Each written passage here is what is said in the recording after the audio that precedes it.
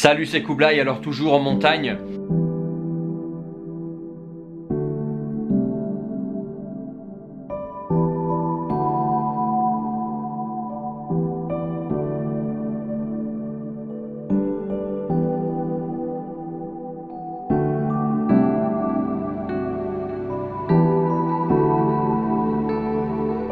Alors ce soir, je voulais répondre à des échanges que j'ai eus avec certains voilà, de la communauté et aussi des échanges qui reviennent régulièrement en aide personnalisée, notamment quand c'est lié au voyage et aux langues étrangères.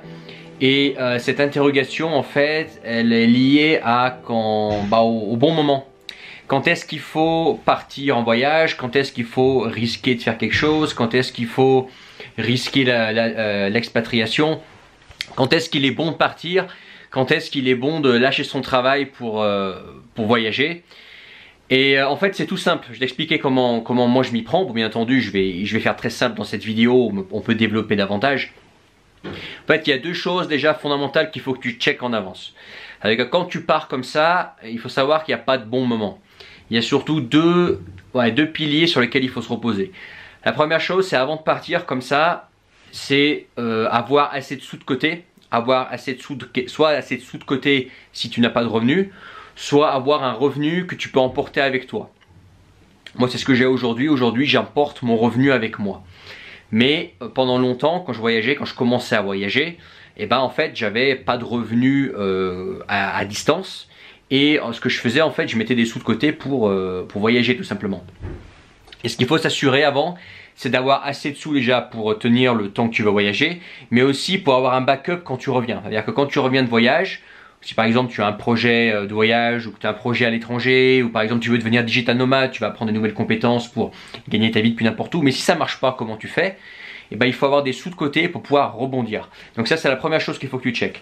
La deuxième chose qu'il faut que tu checkes, notamment si tu n'as pas de revenus que tu peux emporter avec toi, c'est déjà penser en avance avant de quitter le travail que tu as aujourd'hui pour aller voyager.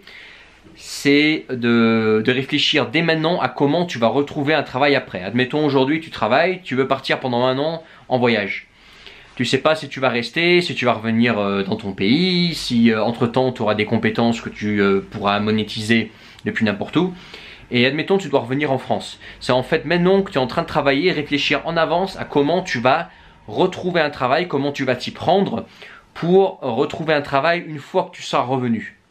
Et puis une fois que tu as bien bétonné ça, que tu as assez de sous de côté pour rebondir, si tu n'as pas de revenus que tu peux emporter avec toi, ou que tu sais comment retrouver un travail le jour où tu reviens en France, par exemple, si c'est la France ton pays, et là c'est bon. Là, pour moi, tu as une sécurité parce que tu n'auras pas de problème d'argent, tu as assez de côté. Et le jour où tu reviens en France, tu auras déjà ton plan d'action pour retrouver un travail en France. Là, c'est vraiment les deux piliers sur lesquels je te conseille de travailler avant de prendre ta décision.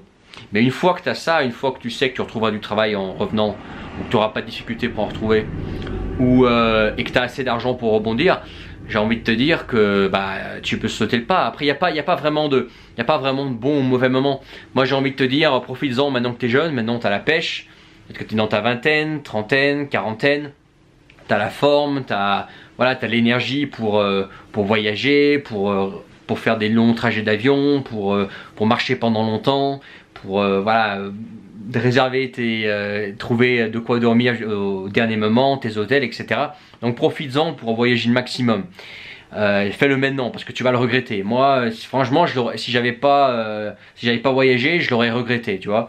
Et là, moi, pareil, j'ai toujours en tête, fais les choses que tu as envie de faire parce que la vie elle est courte, il faut mieux il faut mieux des fois te planter, te rater, que ça prenne plus de temps que possible, que tu fasses des erreurs, que de regretter quelque chose. Pour moi le regret c'est vraiment ce qu'il y a de plus atroce dans la vie. Je préfère me planter, si j'avais à me planter, que d'avoir des regrets. Mais bon, au final, je veux dire, quelqu'un de déterminé et persévérant, je me rends compte que, en fait, tu te plantes jamais. Quand tu es déterminant, enfin, tu te plantes jamais. Tu te plantes, mais tu te plantes pas toujours, tu vois. Tu as des moments où c'est difficile, tu as des moments où tu sais pas où aller, quelle décision prendre, etc. dans ta vie. Et en fait, le fait de voyager, ça t'apprend déjà beaucoup sur toi. Ça te fait comprendre ce que tu as vraiment envie de faire, ce qui est vraiment important pour toi. Moi aujourd'hui je sais quelles sont mes priorités, quelles sont les choses dont je me fiche.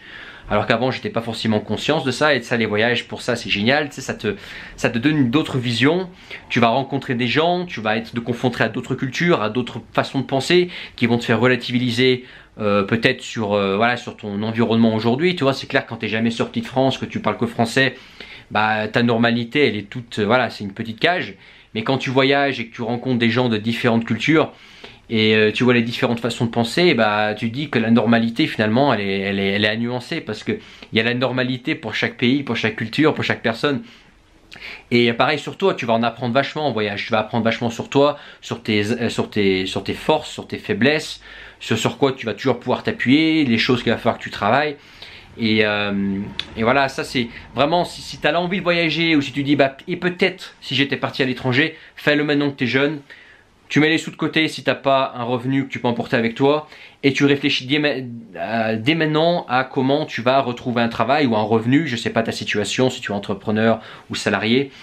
Une fois que tu reviens dans ton pays, le jour où tu veux revenir dans ton pays, parce qu'aussi bien tu vas me dire ouais, moi je pars pour 6 mois, et dans 6 mois tu me dis écoute, moi j'ai plus jamais envie de revenir, je vais faire ma vie ailleurs. C'est possible aussi, tu sais jamais vraiment comment ça se passe un voyage, mais bétonne déjà ça. Tu confirmes tes revenus, et parce que là tu peux toujours revenir, rebondir. Voilà, c'est pas plus compliqué. En tout cas, voilà, moi je t'invite à mettre un pouce si tu as aimé cette vidéo. Regarde en bas de cette vidéo, tu as accès à une heure de formation offerte dans laquelle je te parle rapidement de voyage, d'expatriation, d'apprentissage de langue étrangère, comment développer des revenus à l'étranger, que tu sois salarié ou entrepreneur. Ça s'adapte, voilà, à la plupart des profils, ça dépend de quelle personne tu es, manuel, plutôt voilà, quelqu'un qui fait du travail de bureau, ça va dépendre des profils et d'où tu veux aller. Et puis je te parle également de voyage, comment rapidement organiser tes voyages. C'est offert en bas de cette vidéo, 1 heure. Et puis n'oublie pas de t'abonner à cette chaîne. Allez, ciao.